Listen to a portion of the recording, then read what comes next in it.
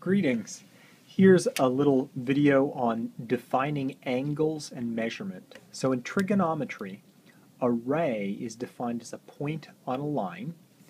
So if we have a line that goes on forever in both directions, here's a point.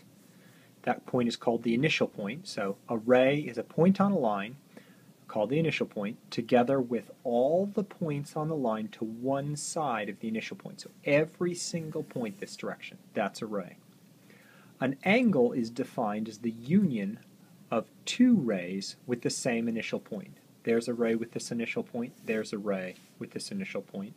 The union, in other words, that entire shape, is an angle. In this case, we call the shared initial point, that's this, a vertex, the vertex of the angle. Okay? So, we usually think of one side of an angle as being the starting side, called the initial side. So this might be my initial side, and the other side as being the ending side, called the terminal side. So that would mean that this would be the terminal side. And so you would think of the shape starting here and ending there, or vice versa, but you'd have a clear orientation in mind. A vertex is considered to be in standard position if it's on the Cartesian plane.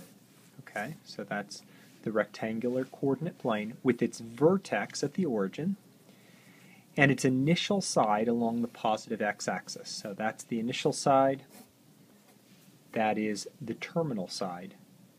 There's your angle. Okay, so if we think about a vertex as being the center of a circle, so here's a circle, there's my initial side, there's my terminal side. The angle is a central angle. So this angle here is a central angle since the angle is at the center of the circle. And the portion of the circle that's cut out by the angle, this piece right here, is called the intercepted arc. And of course we can ask questions about, hey, how long is that intersected arc? So, let's see. People have long divided circles into 360 equal pieces. We do not know whether that is because 360 is close to the number of days in the year, or because 360 has 1, 2, 3, 4, 5, 6, 8, 9, 10 as factors, making it really easy to divide 360. Or it might be some other reason.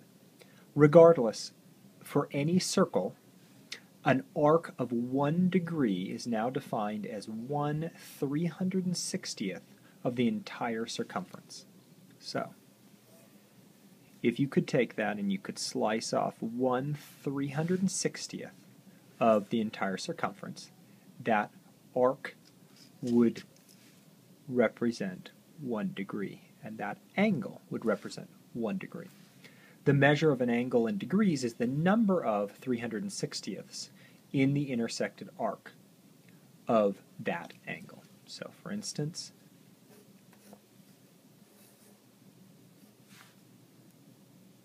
that would have a quarter of the 360, so that would be 90 degrees. Positive degrees indicate counterclockwise rotation. I start here and I end there. And negative degrees, starting there, there's my initial side in standard position. There's my terminal side, indicate clockwise rotation. Degree measures are denoted with a small circle at the upper, that should be upper right of a number. For example, this is 90 degrees. Okay, so that's degrees. Another common way to measure degrees is with the intercepted arc of the unit circle. So let's imagine now this picture, but now we specify this circle has radius 1. Okay? The measure of an angle in radians is the length of the intercepted arc of the unit circle. So, we have, if that's our angle alpha, the length of that intercepted arc on the unit circle is actually the radian measure of alpha. Again, with positive values indicating counterclockwise rotation, negative numbers indicating clockwise rotation. Well, since the circle with radius 1 has a circumference of 2 pi, since pi is 3.14 approximately. This means this entire distance is a little over 6. The radian measure of an angle is whatever fraction of 2 pi the intercepted arc takes. So for instance, this is a quarter of the entire circumference, so this intercepted arc would be 1/4 of 2 pi, which is pi halves. Okay? So, think about that. This is a unit measure that is so useful that if an angle measure has no units listed, I just wrote 2 pi, it's assumed to be radians. So, this is another way of writing pi halves. This is understood to be radians. 1.7, you should notice that 1.7 is just slightly larger than pi halves. So, for instance, the angle 1.7 is something like that. Now, there are 6 of these that I want to point out to you in particular. A straight angle is one where the angle is straight. That is half of the 360, so that's 180 degrees. Or you could say it is pi radians. It's half of the 2 pi radians. Okay? Well, a right angle is what we've looked at up here.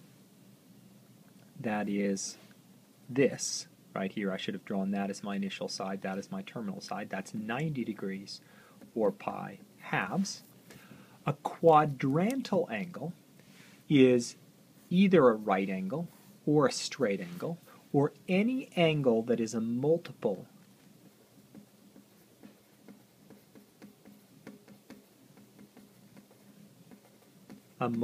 of 90 degrees. 90 degrees, or pi halves. And maybe I should say, I really should be careful, and I should say an integer multiple. So you can't have a third of 90 degrees, but you can have 90 degrees, you can have 180 degrees, you can have 720 degrees, you can have 360 degrees, and so on. So if you had something, for instance, let's say 450 degrees, well, because that is 5 times 90 degrees, that means this is a quadrantal angle. Okay, what's an acute angle? An acute angle is something that is, alpha is an acute angle if alpha is greater than 0 degrees and less than 90 degrees. Or we could say greater than 0 radians and less than pi halves radians. That's acute. Obtuse is something that is greater than 90 degrees but less than 180 degrees. Or in radians, you should be able to sort of anticipate what this is in radians now. It's between pi halves and pi, because pi is halfway around. A reflex angle is not mentioned too much, but it's actually something that goes beyond 180.